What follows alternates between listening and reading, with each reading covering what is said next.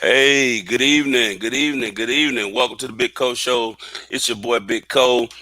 Got a great show in store for you this evening. We're gonna be talking about mental health. If you have been living under a rock, which I don't think anybody has at this point, over 500,000 deaths due to COVID.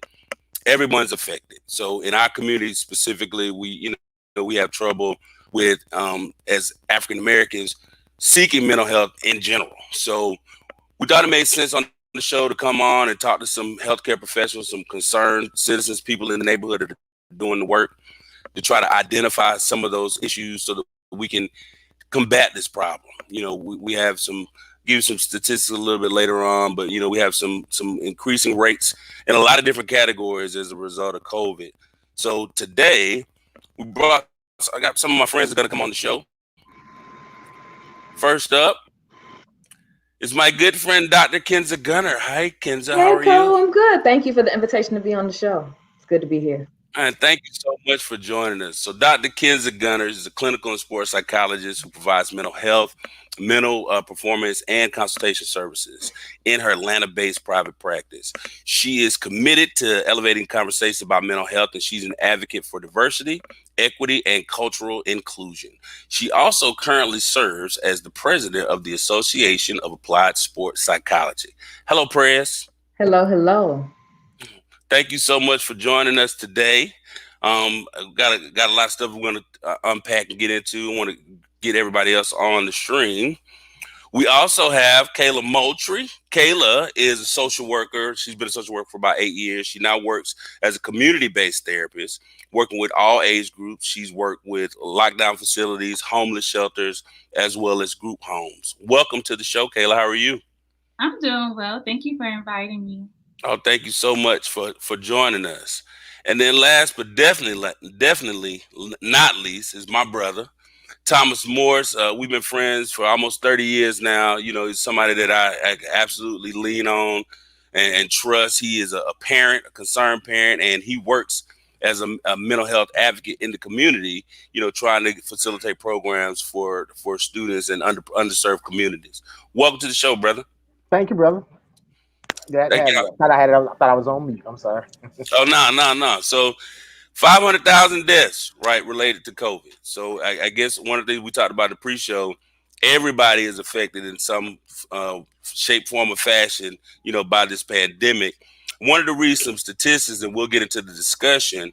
I just put up some statistics over the last couple of days, in preparing for the show, and some things were kind of startling for me. In particular, is 56% of adults, males between the ages of 18 and 24 are experiencing some type of anxiety or depression. That's up about 18% year over year. Women with children, something that I've never, it never dawned on me or never occurred to me, is also experiencing a spike in anxiety and depression, about 49% of those. In our community, 48% of non-Hispanic Black adults report depression or anxiety versus about 38% of our counterparts. So when you hear some of these statistics, and particularly for the people that are in the field, Dr. Kenza and Kayla, how does this resonate with what you're seeing out in the community or with your patients? And then talk to me a little bit about, you know, what do you think some of the systemic causes are of some of these numbers going up, and then some of them that are more culturally based, particularly for Black people. Um, Oh, we can go. You can start, Kayla. oh, okay. I can definitely agree with those statistics. It definitely spiked during COVID because it was a huge change for a lot of people. A lot of people lost their housing.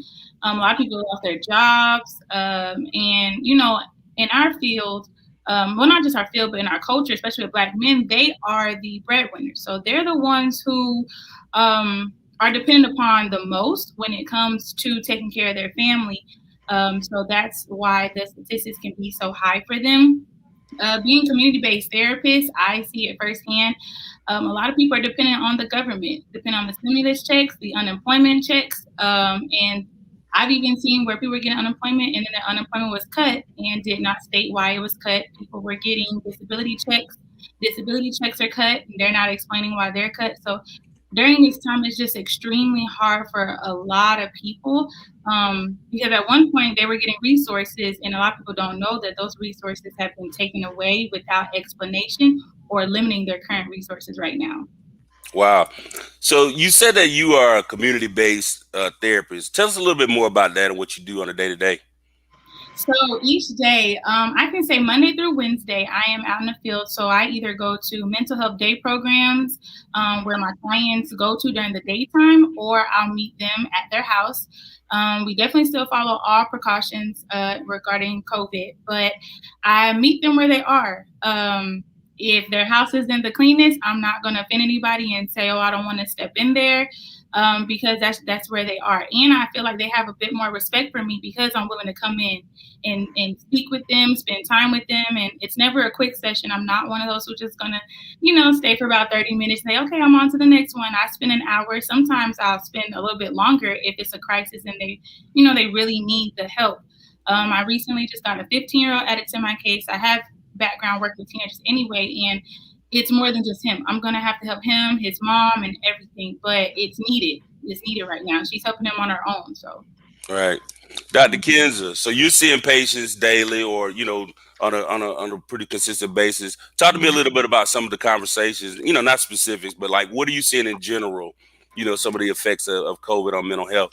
Yeah, I think some of those statistics that you mentioned certainly resonate. What we're seeing is increases in reports of anxiety, depression, and burnout, right? And, if you think about what's going on around us, that makes sense because quite literally the world as we knew it changed last March, right? From the shutdown of everything, right? And dealing with a global pandemic, the uncertainty that came along with that, right? The constant change that continues to persist, that can generate anxiety.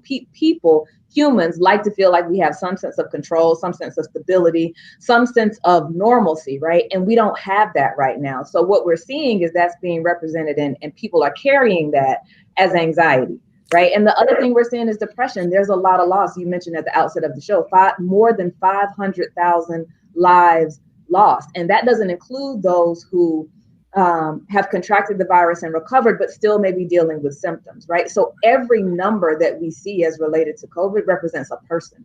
That person is connected to a family. That family is connected to a community. And so if we think about all of that and the ripple effect of that, coupled with the loss of life, and as Kayla said, the loss of jobs, the loss of resources, the loss of the ability to have a normal, like to have your life be normal, that can be depressing, right? And that can be overwhelming. Couple that with those who are still employed and potentially working from home, everything you're doing is under the same roof. And that's what I'm hearing a lot of lately is I'm working from home. I'm teaching my kids from home. Play is at home. Home is what everything is happening in these four walls. And it feels like, the walls are closing in and you just don't have the ability to create distance and separate different areas of your life. And that too can make life feel a bit more overwhelming. So I think, what I've heard is people are hitting a wall. Like the Zoom fatigue has been real, where the COVID fatigue is real now. And people are wanting just to be able to move in ways that we can't yet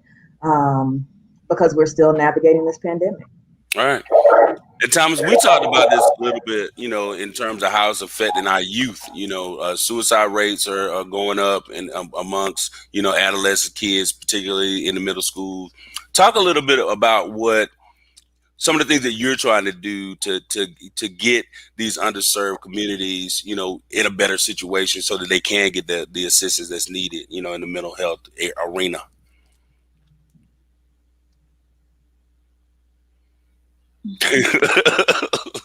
First, I had to take a deep breath for that one. That was a loaded question right there. First, I want to say this. Doc Kinza and Kayla, thank you all for what you do. My journey started with wanting to be a mental health counselor.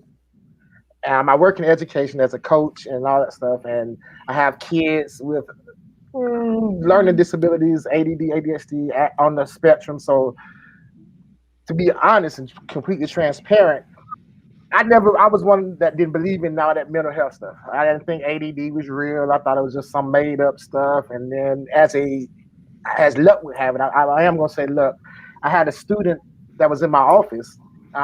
This was about 10, 12 years ago, to do a homework assignment. I think, okay, let him stay here 30 minutes to an hour, and then he'll be done. And we started about 4 o'clock. We were here until about 1, 2 in the morning. And that's when I realized, oh, there is something to this. I read this with papers and all that stuff. It was all over the place. His thoughts. And then I say, fast forward 5 years, I had twins, and both of them with ADD. And so luckily, I was able to fight through that stigma and be able to service my kids and provide them the counseling and the therapy they needed to kind of manage that. Then I'm gonna get to that's what I'm setting that up to get to. I've had my own mental health crisis, and I didn't know it. And I was reading the article the other day about depression and how it presents itself, and I didn't realize I was suffering from anxiety, based on not being able to provide for my family, not meeting my personal goals. It's a whole gamut of stuff. And then I'm gonna fast forward real quick because I don't want to waste too much time. But I have a different COVID experience. 2 weeks in 2019, the last 2 weeks of the year, I was sick for 2 weeks. And that was the first time in my life I had ever been sick.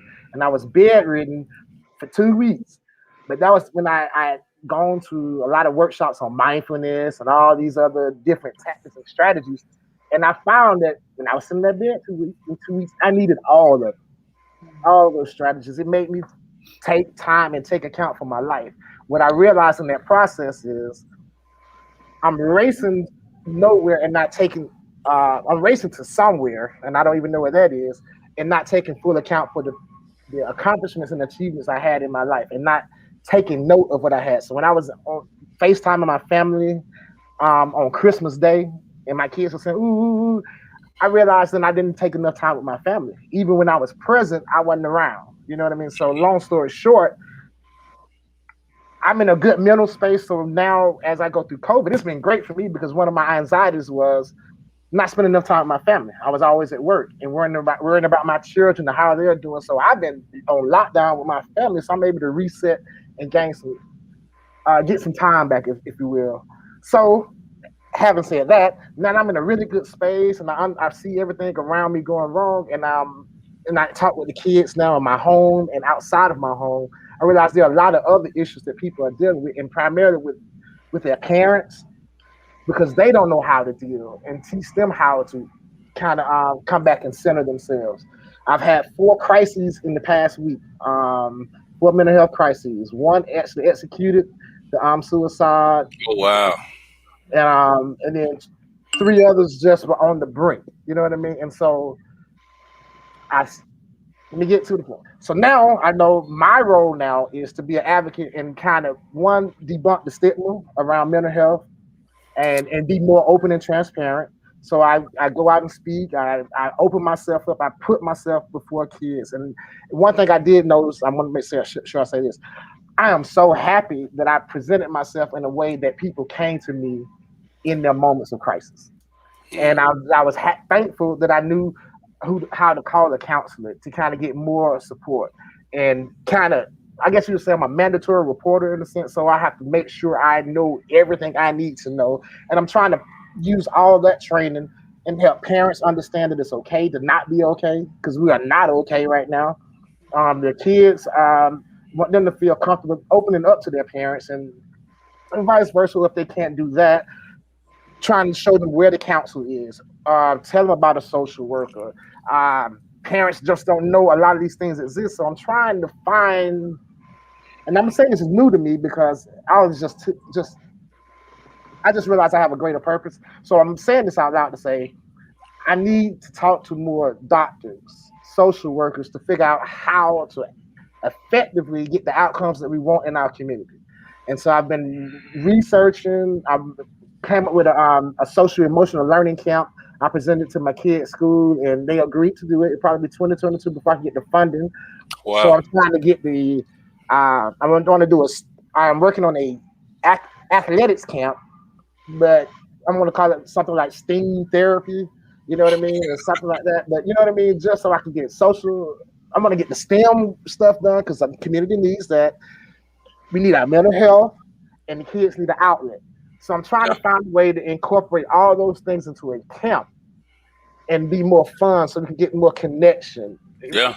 Because once we clear all of this, we don't have the infrastructure in place to receive our kids Right. because That's everybody's going through so much. I'm sorry. that's a great point, and back there, I want to backtrack on something that you said, and I definitely want to address this to the ladies. Like, in terms of Thomas said that he had, his own situation going on. Like, and I've been through that, personally years ago. Like when I went through a divorce, I was clinically depressed and didn't realize that I was clinically depressed. So talk to us about, what are some of the signs that you can see in the mirror to say, okay, well, I thought I was handling this okay, but apparently I'm not. Like, what are some signs for people that, are themselves not realizing that they're going through a bad spell?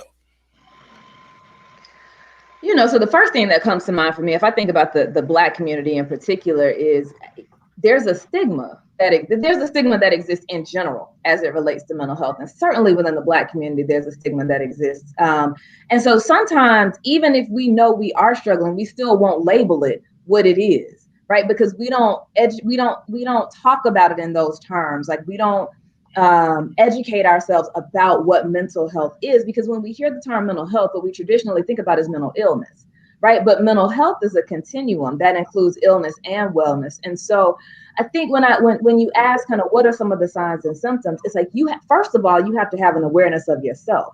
Like, you have to know when you're feeling okay, and you have to know those signs that let you know that you might be operating at a deficit. Like, you need to know, what is the cue that lets you know you're stressed? Do you get headaches? Do you start getting short with people? Is your sleep disrupted? Do you start eating comfort food more? Do you start drinking more? Like, no, do you isolate from people? Like, when your behavior shifts from what you normally do, that's a sign that something is going on, right? But I think in addition to being more aware of ourselves, and when we're okay and when we know we're not, we also just got to name a thing. And we have to educate ourselves about what depression looks like, because there are many people who may experience depression but still be functioning in their lives. Like, the idea of high functioning depression is a very real thing, right?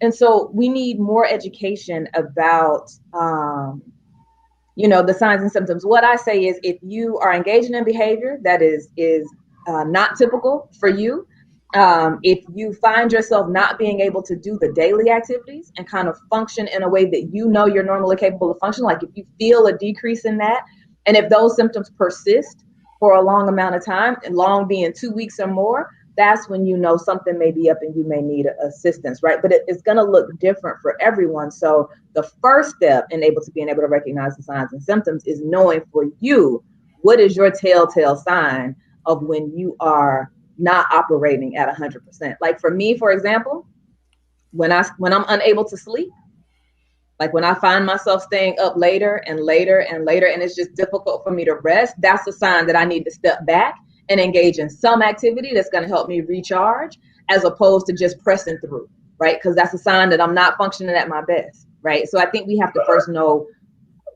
what our baseline functioning is, so that we know when it's different, because that's the sign that something might be up. Great point. What are your thoughts on that, Kayla? Yeah, I definitely agree with Dr. Kenza. I'm big on self-awareness. That's something that I engage in with a lot of people, whether it's with therapy, family, or friends, because like she said, you have to know yourself to know that something isn't right.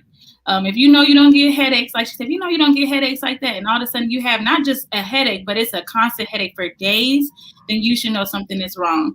The stigma behind mental health, it's very interesting, because as soon as you mention, hey, have you ever thought of talking to somebody? I'm not crazy. There's nothing wrong with me. I'm not crazy. And people identify just seeking help to talk to someone, it makes you crazy. When forgetting, you vent to your friends and family, why not vent to somebody who's, more professional, who's unbiased, who can really help you through things? And the other stigma, and like you said, in our culture too, we don't look at mental health the way it should be looked at. Like the hustle mentality. I gotta get it. I can't sleep. I gotta do this. I gotta do that. I gotta do that. To where they don't know that sometimes stress definitely kills, and people don't understand that when you take a break, it's okay. But again, in our communities, some people don't have that opportunity to take a break. They have to take care of their families. And then during COVID, the parents who probably thought they could take a break, now they can't, because their moment of a break was when their child was at school. Now they're the teacher, the parent, the chef, the therapist, because sometimes they got to talk to their own children and figure out what's going on with them. And so it's just, like she said, it's first self-awareness. I know, I guess everybody gave their example. I know for me, mine is when I don't feel like talking to people. I mean, I talk to people for my job anyway, but if it's where like phone is on do not disturb for days, where I just don't want to talk to anybody. I used to be that way in undergrad. Me and all my friends, we lived in the same apartment complex. It would be months before they see me sometimes. Same apartment complex. They know where I live and everything. And it would just be months, because I'd be like, I don't want to see none of y'all. I don't want to talk to none of y'all. I just want to lay down. I don't want to be bothered. And at first I used to just say, oh, I'm just like that. I'm anti. I don't like to be like that. But, you know, in this field and in this job, and Dr. Kenza, she can agree, you learn a lot about yourself. It's literally like you have to be broken down in this field before you can be able to help somebody else. They're going to teach you how to check yourself first before you can go out and help somebody else. So that's a phase that I had to go through too. And that's why I'm so big on self-awareness. And then, you know, self-awareness also comes with you understanding when you're wrong. A lot of people don't like to know that they're wrong in certain cases, and they may not realize, like, you know, sometimes family doesn't realize they're the reason behind another family's mental health. They're the reason behind another family's stress. So it's just overall self-awareness. That's going to be the big word for 2021 is self-awareness. And that's a great segue into one of the comments. Shelby is a fan of the show and one of our co-stars, one of our favorites. And she had posted basically that with single parents, you know, with everything going on now, stress levels are extremely high, you know. And I guess for me, it's hard to identify, because particularly Black women, okay, let me give y'all's props. Y'all had a world on your shoulders, you know what I mean? Y'all carry all this stuff, and I have a lot of friends that what would normally be a high stress situation for me is just their regular day to day.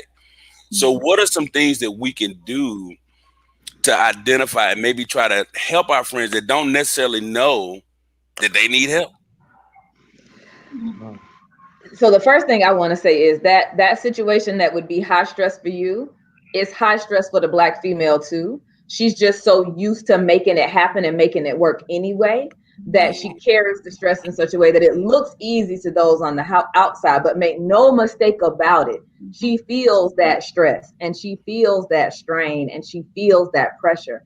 And I think that's the one thing, like, I know we have this phrase of the strong Black woman, and Black women are superheroes and all of that. And I believe that we are, but what I also believe is that we're human. And sometimes just labeling us strong or super kind of takes away the human element, right? And it makes you think, oh, that would be stressful for me, but that's cool for them. No, it's stressful for her too. Like, it really is. And so I think, to your point, how do we help someone who might not realize that they need assistance? I think, first of all, if you see something and you're concerned, say something. One of the things that we tend not to do is to express our care and concern for those around us, right? If you are wondering it, say it out loud, right? And you might not know the right thing to say. It's not about the right thing. It's about saying something, because saying something lets that woman or that person know that you see them. And sometimes it is so powerful to just know that you are seen, right? That can go a long way. And so the first step out, if you're concerned about your friend, if you think they're going through something, comment. And what I say to the comment that I encourage you to make is express your concern, but also try to express the behaviors that you're seeing that are different than how you know they normally act. Because if you tell me I feel like you a little off, I can dispel that. Like, I can argue that all day long. But if you say to me, Kayla, normally you kick it and you come out and hang out with us, but you haven't been out in the last 2 weeks. Like, now I'm commenting on a behavior change that lets you know I see you and might open you up and give you an opportunity to tell me what's going on and allow me to be a friend. Right. And it's a conversation we absolutely have to have, in my opinion, because we have to know how to have these conversations, right? Because like everybody said, this is a stigma, mental health, and like Kayla, I think it was Kayla that said, as soon as you say you want to touch somebody, you're not crazy, so we have to break that down. So what are some things that we can do? Like, and Kenzie, that was great because I have the inclination to talk to friends all of the time, but I don't want to cross that line to where, because pride always plays a role, particularly with my male friends. You know what I mean? Like, I'm blessed to have a group of brothers around me who we can absolutely have candid conversations, about what's going on. But for people that aren't there yet, like, that's a great. I think that's a great, some great advice to say, give them specifics on the behavior. Thomas, you was nodding profusely during that conversation. You had something to add to that? Well, because one, it was just affirming. That's the word I want to use because that's the approach I take with a lot of my students. I say, "Hey, how are you doing?" They say, "Oh, we won our game." I say, "I didn't ask you about a game. Mm-hmm. I didn't ask you about a game. I asked you how you are doing." They say, "Oh, you really want to know?" And so, and then I've been more intentional and more purposeful in my approach with people in general. When I notice behavior changes, I say, "Hey." One of the people I mentioned, I noticed their dispositions change. They usually approach me with high energy, high fives, and this time I saw the person from a distance and they kind of tried to cut a corner. I said, "Whoa, no, no, no! I've known you for 6 years. You never approached me like that." I didn't know her name. That's the sad part. But but we had a good conversation. We had a very good conversation where I met her where she was, and the person really, I got to get better at that. I met the person where they were and had an open dialogue, and they felt more comfortable having that discussion because they. I'm gonna say this to you, Cole, real quick, and it's just to follow in line with that. That hesitancy to reach out to someone is the time you need to do it. Right. That's the time you need to do it. It's never really a bad time to show that you care. Now that how they receive that, that's on them. But it's never a bad time for you to show that you care because I noticed that I have learned from my experiences that has made more of a difference than having a conversation. Just acknowledgement to Kenza's point. Right. Right. And just to go ahead. I was gonna say just to piggyback off of that too. Sometimes a lot of people want someone to talk to. They might be embarrassed to even say they want someone to talk to. So if it's your friend, kind of like make it a conversation, and you can mention like use yourself as an example. Like, hey, I just talked to somebody not too long ago, and I was expressing this, or man, I was really stressed and I knew I was acting different. Sometimes when someone sees that someone's experienced the same thing, they feel a little bit more comfortable talking about it because a lot of people don't talk about things because they feel like they're alone. They're the only ones who are going through it and nobody can really relate. But if you kind of chime in like, yeah, I felt that way before, or, the other day I just wasn't feeling like myself, and then it just started a whole conversation. And then that's when it can kind of go. And, I've been thinking about talking to somebody, and then that might have somebody say me too. Because, a lot of people avoid going to a lot of jobs offer free therapy sessions to start off or opportunities, but no one ever wants to take a chance on that. So sometimes you got to be that example. Like, yeah, I'm gonna go ahead and take advantage of the services they're offering. It's a little rough right now. You don't have to tell everybody your business, of course, but that whether, and I'm not saying lie to get someone else to do if you're noticing their behaviors, but again, just try to start a conversation with them because some people, they really do want to talk about it. Contrary to believing they don't, they really do. They just don't know who to go to, where to go. People also, there's a stigma not just with talking to someone, but specific therapists. I have heard several times where my therapist can't get through to me. I had a therapist, now they're gone. So that's another thing is having a consistent therapist and one who actually understands. I'm big on cultural diversity. You have to know the difference and everybody is different. So you have to know how to come with an approach. I know I can't approach a client one way that I do another client. So it's all about that too. So some people have that fear like, I don't really want to talk to nobody. They're not going to listen, or they're just going to tell me what to do. Or it's a stigma, not even just with mental health, but getting therapy in specific therapists too. And this is just really for my to satisfy my own curiosity because I've been through therapy and I've been through the process of determining who's the best therapist. I've had situations where I've had a session with one person and after that first session. Well, I don't think I've ever stopped seeing a therapist after one session, but after a couple of sessions, determined that maybe that wasn't the best therapist for my situation. Is that something that you experience as professionals? Like, do you ever have a situation where the need is probably outside? I'm not saying outside of your realm of capabilities, but like, that patient might be a little bit too much. Does that happen? Um, I don't know, like maybe because, like I said, I'm so big on meeting people where they are. Like, I'm like, I take it as a challenge sometimes. Like, okay, yeah, you used to therapists not sticking around, and because sometimes remember, some people doing too much on purpose to see if you're gonna stick around or not.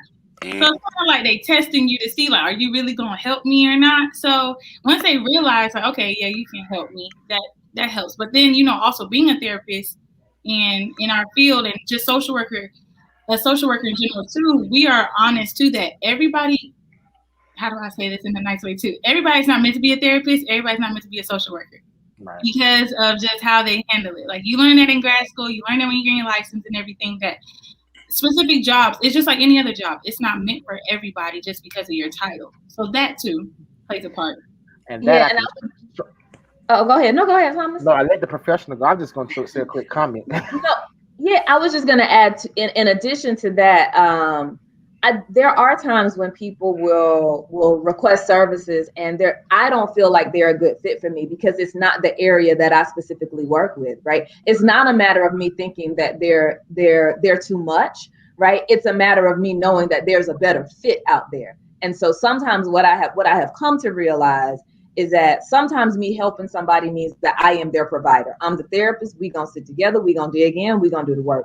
Sometimes me helping folks means that I connect you to the person who has expertise in what it is that you need, right? And so the fit has to be there, because if there is no fit and there is no working relationship, you are not going to get anything out of the process, right? So yes, there is fit matters, and sometimes you have to meet with a couple of folks before you find the fit. Sometimes you find it on the first try, but I do think if you can match up like what your preferences are in a clinician or a therapist, and if they work with the issues that you're presenting with, that's all very important in that fit process.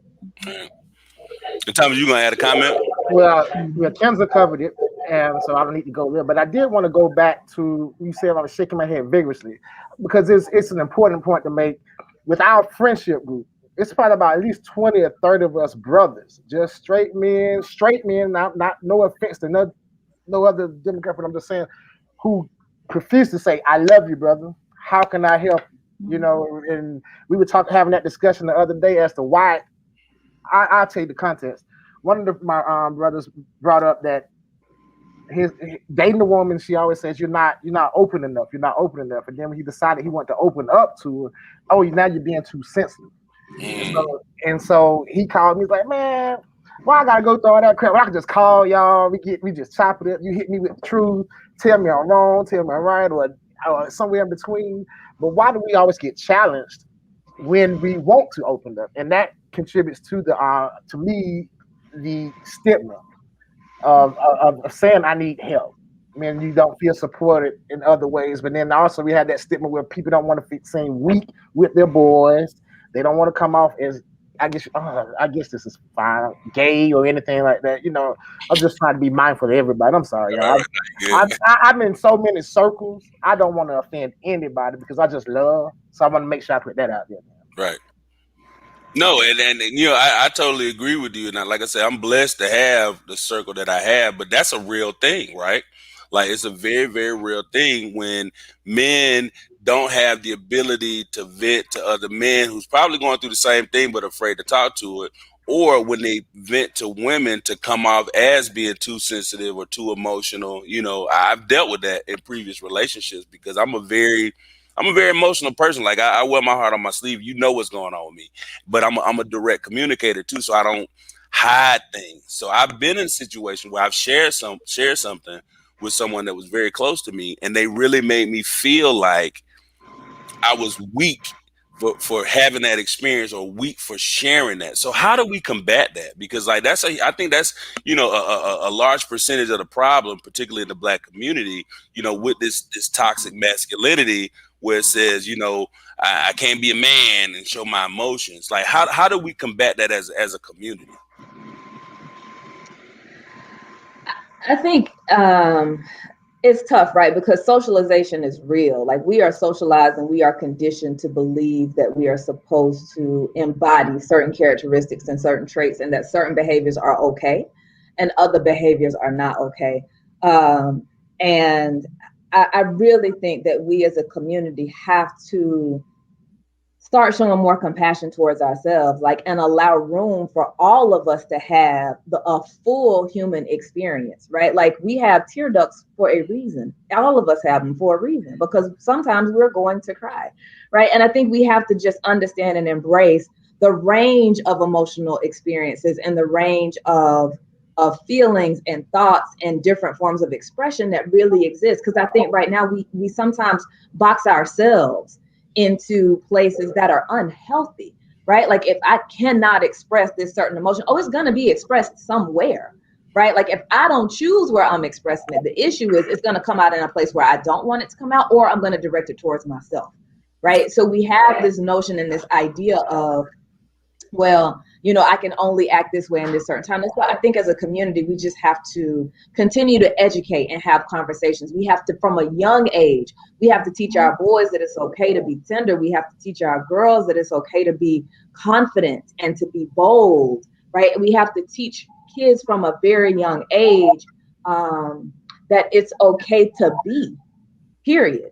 And provide encouragement and support for the different ways in which people may show up in the world, right? As opposed to making them feel like there's only one right way to do something or not. Because what that leads to is people feeling inadequate, people feeling shame, people feeling like they're not okay as they are, right? And all of that becomes problematic. So I think it starts early. Like, we have to really teach from a young age our children, and some of us have to relearn for ourselves, right? That to have emotions and experiences is to be human, and we got to give ourselves some grace and some permission to be human in the fullness of what that means.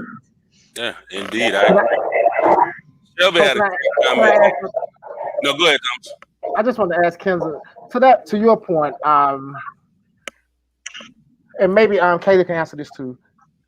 I understand that we're all human and we're going through things. And I'm just saying, I'm doing this for the parent that might be listening. How do you balance your expectation and, I guess you say, this experience our kids are going through? Meaning with grades and school, and I'll use myself for example. I learned from one of my students that their parent was putting too much pressure on them, so it changed how I did things. Because I still have that same expectation. I know we're in a pandemic, and I know that, so the grades don't matter, but I'm worried about the behaviors that can't be easily changed if they're not productive. So how do you kind of balance that in terms of raising your kid, but you're trying to nurture them at the same time, or do you just pick one and deal with the other one later?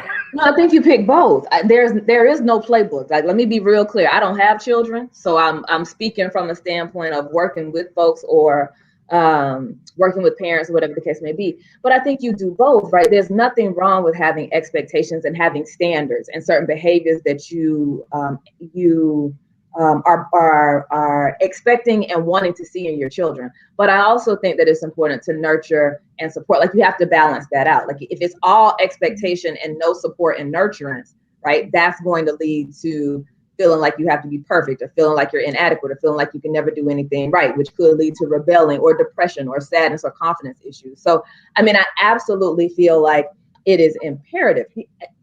You're raising young people, right, that are going to contribute to society. So there need to be some standards and expectations, but balancing that with love and nurturance. And sometimes it might include, especially as the kid gets older, it might include offering a little bit of the why this is important, because this generation of kids likes to understand the why, right? And it's not questioning authority, but it's just helping them to understand so they can process and take that message with them, right? And apply it even when you're not around. So it's the balance. between expectation and challenge and pushing and supporting and nurturing. It's also allowing room for the kids, what's listening to the children and listening to what they have to say. And sometimes kids don't have the words. So what I sometimes encourage parents to do, there are emotion charts that you can get online. Like, they might not be able to tell you how they feel, but they can point to the emotion on a chart, right? And so using different ways to try to hear what your kids might be saying, because they're feeling things and they're thinking things. And if you can, like we do with adults, if you can try to meet them where they are, right, that can help you understand and parent them in a way that matches what their needs are. Thank you. Kelly, you about to say something? Yeah, I was going to say, with my experience working, I've worked with, like I said, all age groups, but I have a lot of experience working from age 13 to 21. And what I learned is, like Dr. Kenza said, the balance. Here's a perfect example of balancing. Okay, grades. A lot of parents have expectations in regard to grades. Your child was supposed to get an A in the class and they get a C. The best way to show that nurture side is, for one, don't off rip just show your disappointment, because that's going to make the child feel like they did something wrong. So you have to find a positive in it. That's why I always tell people there's a lot of negatives in the world that we forget a positive. Now, while they made the C, you can still praise them that, hey, you passed, but let's figure out where the problem was so that we won't have it again. So when you take the next test, you'll be okay. You'll feel better.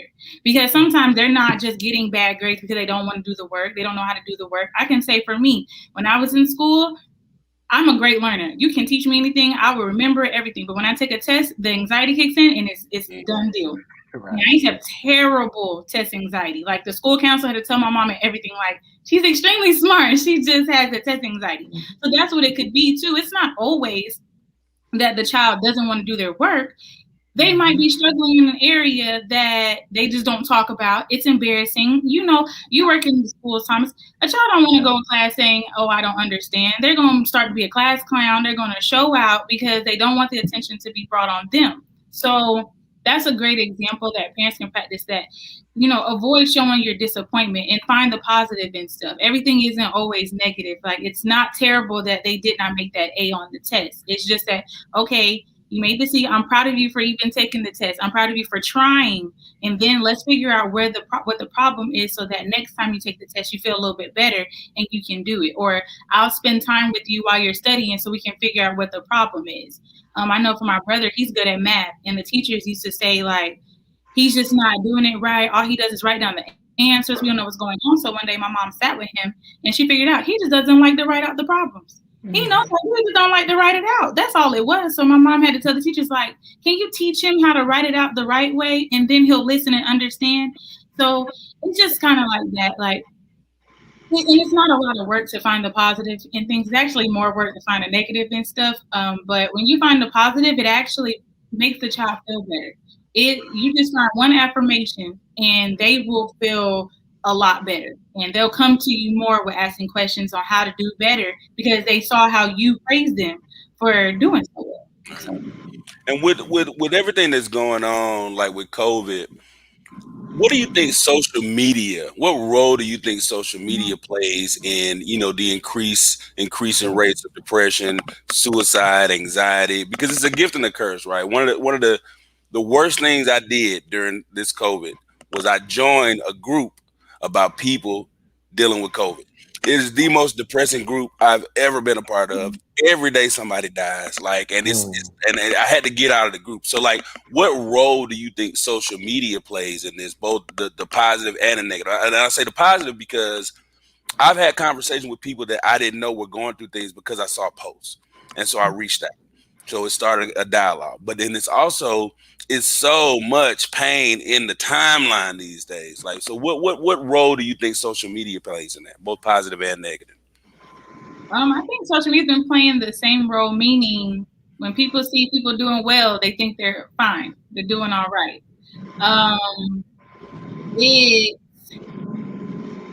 It also brings people in a state of mind where they feel like they're not good enough. You know, like you said, people are losing their jobs. People are losing their housing and not getting, you know, assistance. And we won't dive too much into the unemployment checks and the PPP loans and all of that. But, you know, a lot of people put on the show for some people to say, I'm doing good. I got this, I got that. And that's not the case. And, social media was doing that before COVID hit too, where it was like, oh, people are still doing good. I want to be where they are. And so it kind of like for some people, it actually, but on the positive side, it brought a spark in some people. Meaning like when people were dependent on their jobs, they were like, this is the only way I can make money.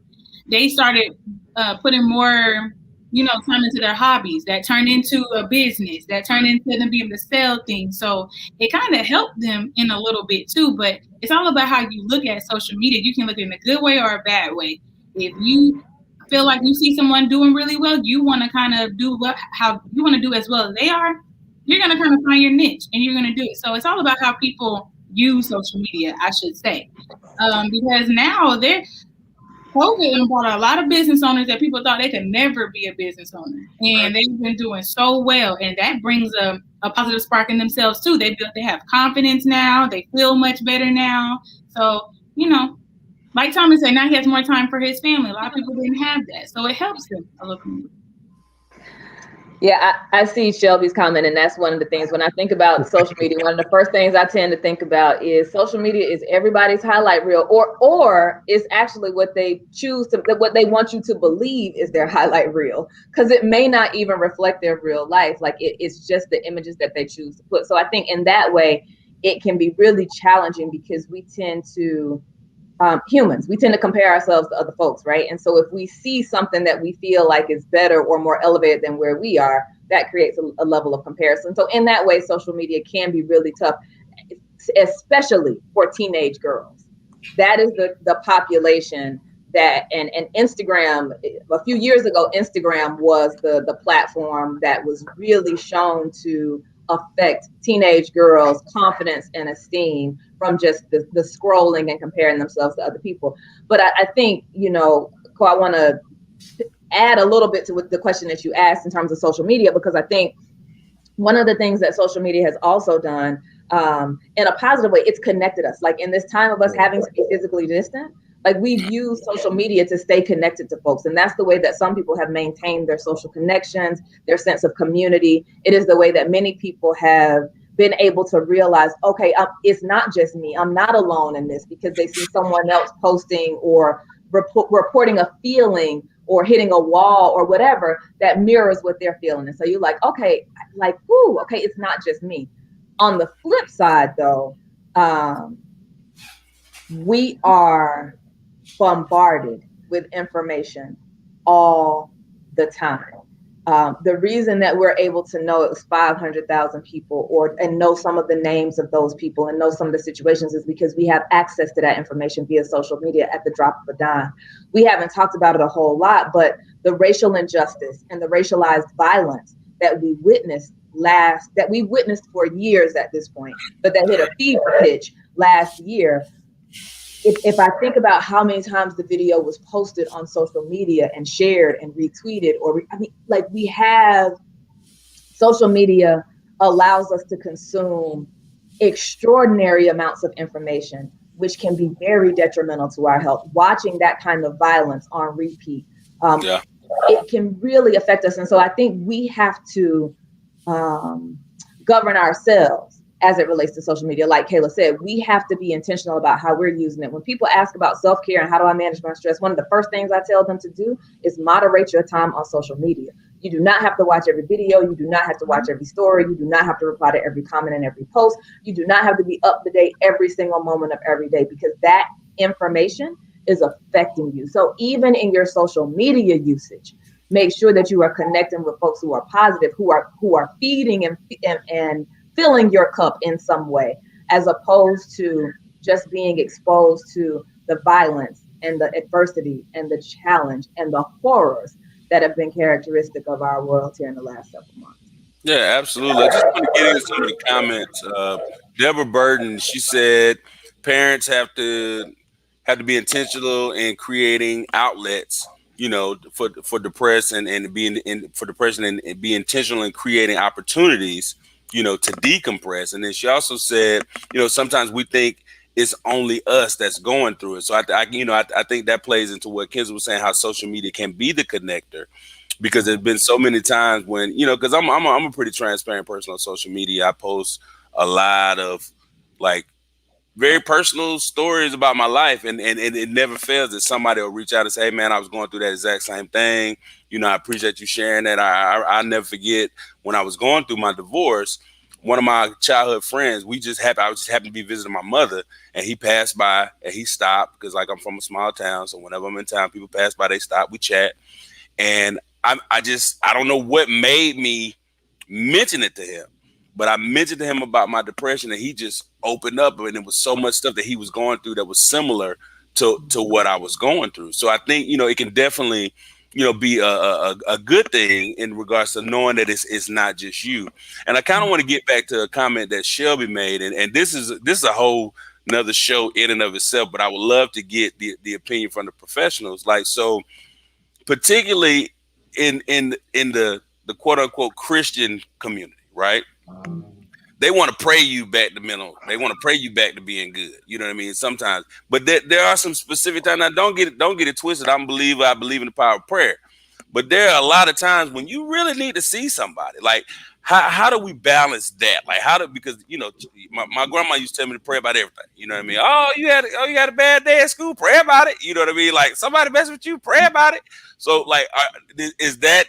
I know it is. So how do we combat that? How do we balance that? When someone is a person of faith, but they do for real have a clinical situation. First thing I can think of is educate. A lot of people are unaware of what comes with therapy. So,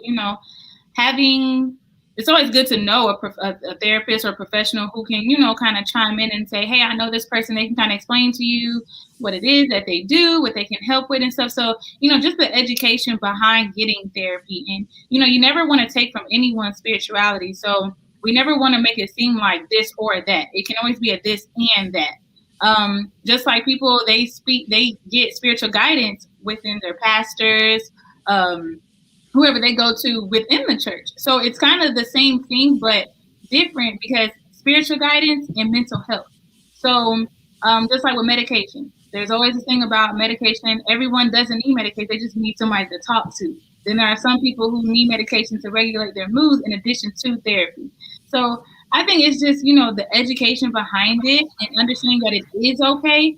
Because sometimes that confusion comes in when it's one-sided. You always, like you said, your grandma told you just pray about it. It's one-sided because you don't have another person who can say, it is important to, still talk to someone, because then our family goes, we can just talk to me. You can talk to me about it.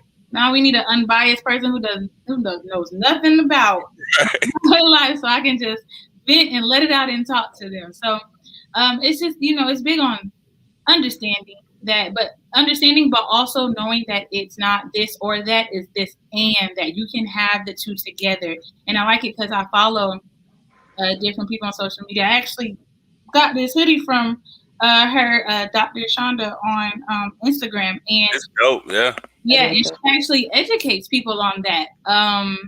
Her brand is Mind of a Culture, but she's like, that's what she talks about: therapy and spirituality, and understanding that it's okay to be a Christian and go to a therapist. So that's nothing, just getting education. Yeah, and I think that's just another way that the stigma shows itself, right? Because going to church is accepted within our community, so we will recommend that all day long. Going to therapy is not traditionally accepted, so we don't recommend that, right? And so, there are therapists though who identify as Christian counselors, and so they incorporate spirituality into their work. Like, they are trained to do that, and I'm talking Christianity, but any religion. Like, there are definitely therapists who incorporate different religious faiths and beliefs into the work that they do, right? And so I think with mental health, we somewhere along the way, we separated mental health, like mental health is over here and the rest of my health is over here. Mental health is a part of health, period, right? And what I sometimes tell folks is we need to start thinking about mental health in the same way we think about physical health. If you break your arm at home, you are not going to sit at home, wrap it up and pray it away. You are going to go to the doctor to get the assistance that you need so that you can properly heal. If your spirit is fractured or your emotional life feels fractured, there are doctors that can help you to set that so that you can move forward in healing. And for me, I don't see it as any different. The difference is, one, we can see readily. You can see a broken bone on a scan. You can't see when somebody has a broken heart or a broken emotion or a broken or fractured spirit. But the principle is the same. If something feels broken or off, there are professionals there that can help you. You can pray for the right therapist, right? Pray that the therapist can help you. You can combine your prayer and your counseling, right? Like, and know that, like I tell people, I'm a Christian too, and I'm also a therapist. And I don't think God put me on this earth to do anything other than what I'm doing, right? And so again, just understanding that, like Kayla said, it's not an either or, it's a both and. And if we understand mental health is health, period. And if you would go to a doctor to take care of your physical health, go to a doctor who is trained to take care of your mental health as well. And let me just throw in, let me add to all of that. I loved all that you all said. But if you, it goes, I want to go back to what you said about self-awareness, self-reflection. If you use prayer as a part of your comprehensive plan to your wellness, then you can learn mindfulness practices and meditative states that'll help you connect to yourself and God. But you're gonna need some help to get there. Somebody's got to push you over the edge to ask yourself that question you don't want to ask. So I just want to throw that out there for anybody listening. Yeah. I use it every. Let me take that. We need to use all the resources. I have not used a therapist. I don't want to be disingenuous in that. I've tried it, and to y'all's point, I did not connect with that person. But in that moment, though, I realized I just need to open up more with my wife and talk to her more. We just because that lady wasn't hitting on nothing. Again, the fit matters. The fit matters. Exactly. It matters a great deal. It does. Yeah. It does. So look, we need to have continued conversation on this. We're coming up on time, but I think this is something we need to have more conversations about. So in regards to the topic of this evening and COVID and how it affects mental health, what advice would you give somebody that either themselves, they may be going through it, or they may be around somebody, or they've come in contact with somebody that they think may need to talk to somebody? We identified earlier, talk about specifics, specifics in behavior. But are there some other things that we can, signs or a way to open up the dialogue to get, people to having more conversations? I would say just doing a check-in. Just, hey, calling to check on you, see how you doing. And sometimes you might get the, oh, I'm doing fine, but you might get that one friend who's like, I've been waiting on somebody to ask me how I was doing, and they're gonna talk about it. So start there, doing check-ins. I know everybody's busy. That's the first one I've been busy. I'm sorry, I've been stressing, and it's not just us. We all are stressing. We all are going through it. So just doing a quick check-in, I think, can help to start.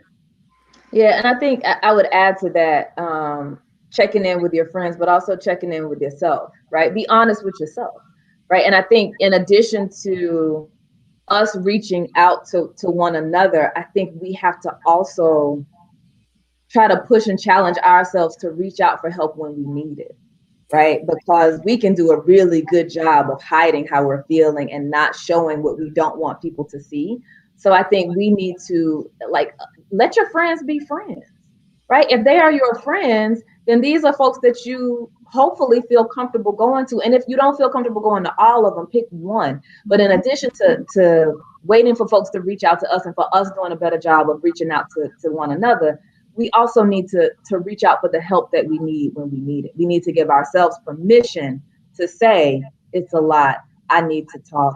Can give ourselves permission to do that. Asking for help is one of the most courageous things a person can do. And so. No, I agree. Again, I agree with all those things. And I would like to add, it's a friend of mine on my timeline. He has a movement going on called We Are Not Okay. And just accepting the fact that we are in a pandemic, things are not normal. That's the first step. Nothing is normal. Nothing. It's a lot of uncertainty, and that's okay. It's okay to not be okay. And then 2, be more vulnerable. If you're able to open up more and make talking about your mental health normal conversation. to take away some of that taboo and that stigma. Just be open and honest with people as you see fit. I don't, no pressure, but if you open up, as I've heard from Cole at least, when he opened up, others followed suit. So if you create an environment where people feel safe and open to be open and honest about their, and also make it a non-judgmental environment, then we'll be good to go. Yeah, I think that's extremely important. Non-judgmental environment, like let create a safe space. Yes, sir. Great dialogue, great conversation. As is customary on the Big Coach Show, we end the show with our parting shots. So we'll go around the horn and basically, the last thing you want to leave us with on this evening, like if nobody saw any of the 59 minutes we've been on here, what would you want them to take away? And we will start, and we're going to do something different this time. We're going to start with you, Thomas, because I appreciate you being a male voice on the show. I think we need to have more male voices in this conversation. So I'm going to go uncustomarily and go with you first. I hate that you did that because now I got to think of something real quick. Hey. All right. No, oh Lord,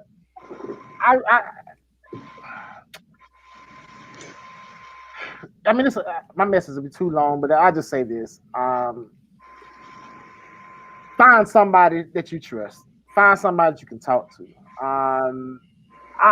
It's so late. I'm gonna be honest. I'll just say this: I'm still in pain and anxiety about what's to come as a result of COVID. And if anybody of my friends are listening, reach out to me, check on me. I'll check on you. We have to get through this together. I know I can't do it alone. I know I can't.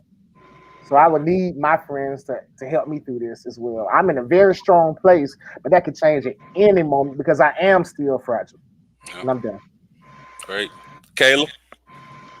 Mine would just be, you're not alone. Now is a time where a lot of people feel alone, but you're not. Like Thomas said, reach out to your friends. And friends reach out to more friends. Family do the same thing.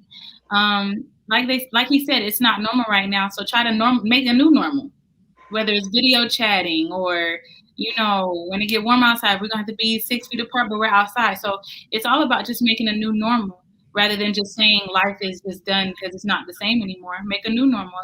That happens every century anyway. So do the same thing. Mm-hmm. Dr. Kinzel. Yeah, I guess I would say be intentional about taking care of your mental health. We all have mental health. We don't all have mental illness, but we all have mental health. So don't think that mental health does not apply to you. It does. And so be intentional about taking care of it. And the way you can increase that intention is to increase that awareness. Be honest with yourself about how you are feeling. Name a thing. And add yourself to the list of people that you take care of, because that is vitally important. Right.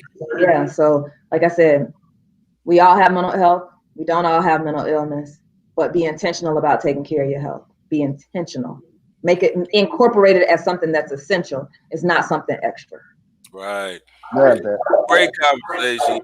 Appreciate everybody that checked in. Crystal Compton, Go Dogs, Ted Jackson, G Spot Creations. Get a shout out.